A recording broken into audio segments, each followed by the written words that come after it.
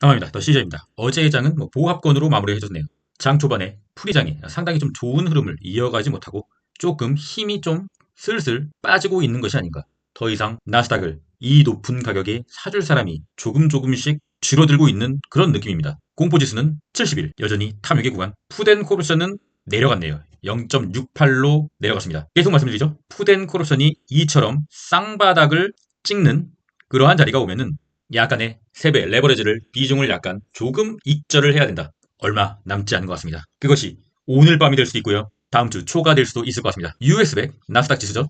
현재 풀이장에서 상당히 좀 좋은 흐름을 보이고 있는데 약간의 저항선을 살짝 수정 연장해봤습니다. 계속적으로 이 빨간색 추세선이 저항이 되고 있는 모습. 그렇다고 하면 계속 오를 거라고는 저는 보고 있어요. 나스닥이 연말까지 계속적으로 오를 거라고 보고 있습니다. 하지만 이 빨간색 선에 닿으면은 약간의 분할 익절 그리고 다시 한번 21선으로 캔들이 엊그제와 같이 내려오면은 약간의 분할 매수 이런 전략이 현재는 가장 이상적인 전략입니다. 저는 개인적으로 올해 11월 달에 장기 상방 저항선 이 라인을 나스닥이 부시고 올라갈 거라고 보고 있습니다. 그런데 왜 자꾸만 분할 익절 이런 소리를 하느냐? 왜냐하면 어쩌면 이 빨간색 선을 나스닥이 뚫어주거나 터치를 하거나 그런 상황이 온다고 하면 상당히 조정폭이 클 거라고 예상하고 있기 때문입니다. 그 이후에 나오는 조정이요.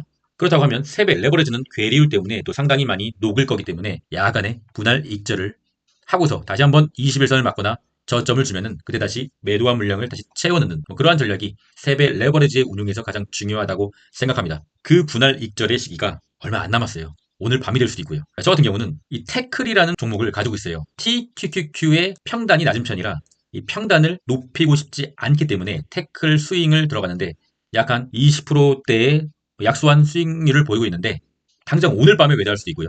상당히 수익 실현을 호시탐탐 노리고 있습니다. 태클이란 종목은 TQQQ와 무빙이 거의 비슷하나 조금 더 격렬합니다. 약간의 보유 종목의 비중이 차이가 나서 조금 더 TQQQ보다는 살짝 무빙이 더 격렬하다. 그래서 스윙을 치기에는 태클 종목이 좀 좋아요. 하지만 거래량이 너무 없다. 그래서 스윙으로 접근하는 게 좋다. 속술도 한번 보겠습니다. 속술이 현재 21선을 약간 이탈하는 모습이 보이죠. 하지만 7월에 상당히 급락 이후에 계속적인 횡보 끝에 드디어 21선을 현재 이탈하긴 했으나 추세적으로 봤을 때는 그렇게 나쁜 흐름은 아니다. 저점을 높이고 고점도 높여갈 수 있는 흐름이 나오고 있다. 반도체의 겨울이란 말이 있던데 겨울을 맞더라도 일단 현재적으로 봤을 때 속슬의 추세는 그리 나쁜 편은 아니다. 어쩌면 조금 더 내려온다고 하면 그것이 단기적으로 봤을 때 저점이 될 수가 있다. 다시 한번 날아오를 수가 있다고 봅니다. 현재 속술도 괜찮은 상황이다. 저는 그렇게 보고 있어요. 그래도 급등하면 단기 물량은 매도할 것이다. 하지만 올 매도는 아니다. 그리고 오늘의 어떤 히어로 비트코인이죠. 비트코인도 길게 봤을 때 상승 채널을 처음으로 작도를 해봅니다. 상승의 채널 방향을 상방으로 틀었다. 그렇다고 하면 비트코인이 여기서 조금 더 올라서 RSI가 한 70 초중반이 된다. 그렇다고 하면 비트코인의 레버리지를 약간 익절을 할 수도 있을 것 같습니다. 왜냐하면 비트코인 더 오른다고 보고 있어요. 계속 오른다고 보고 있습니다. 11월, 12월까지도 계속적으로 오른다고 보고 있습니다. 하지만 수직으로 오르는 계속 날마다 오르는 건 없습니다. 이렇게 파동을 그리면서 오르기 때문에 레버리지는 아무리 비트코인이라고 하더라도 고점 약간의 매도, 저점 약간의 다시 매수 이런 전략으로 가야 됩니다. 비트코인 본주 그냥 비트코인만 가지고 있다고 하면 계속적으로 홀딩해도 무방하나 레버리지는 파동에서 녹는다. 그래서 상단 저항선에 닿으면은 약간의 매도가 필요하다. 저는 개인적으로 비트코인, MSTR, 마라, 코닐, 비트유, 비트엑스 전부 가지고 있어요. 뭐가 급격하게 오를지 몰라서 일단 전부 발을 담궈놨습니다. 그리고 수량도 제 기준에서는 괜찮은 수량을 가지고 있다고 봐요. 근데 그러다 보니까 이게 너무 내가 비트코인 전문가도 아니고 비트코인만 하는 사람도 아니고 나의 주종목은 주식인데 미장인데 내가 마치 비트코인 하는 사람이 되어버렸어요.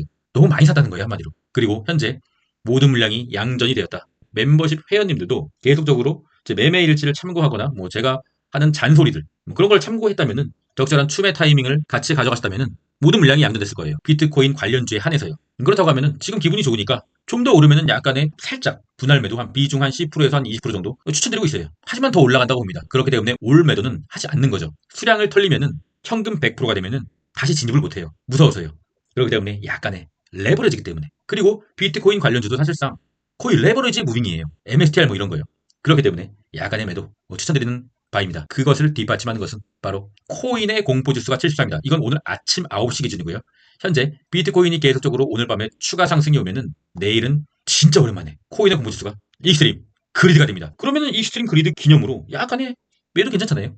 저 같은 경우는 무한 홀딩을 하는 사람이 아니에요. 저는 중간중간 매도도 해서 뭐 소고기도 사 먹고 약간의 용돈도 쓰고 뭐 그래야 되기 때문에 이런 전략을 쓰는 거지 제 전략이 무조건 100% 맞다고 생각하지 않습니다. 그냥 저라는 사람의 매매 패턴이 그렇다. 그렇게 참고를 해주시면 좋겠습니다. 조금 더 이 상승을 이어갔으면 좋겠네요. 간절히 바라고 있습니다. 오늘 영상은 짧게 끝내도록 할게요. 여러분 불금 보내시고요. 시간이 갈수록 현금은 쓰레기가 되고 미국 주식과 비트코인의 가치는 쓰레기가 된 현금의 가치보다 훨씬 더 올라갈 것이다. 우리의 노동소득을 자산으로 바꾸지 않으면 우리들은 죽을 때까지 일을 해야 된다. 이런 상승장에 올라타지 못했다고 하면 더 시저의 가족이 아니다. 그럼 전 끝까지 했습니다. 이상입니다.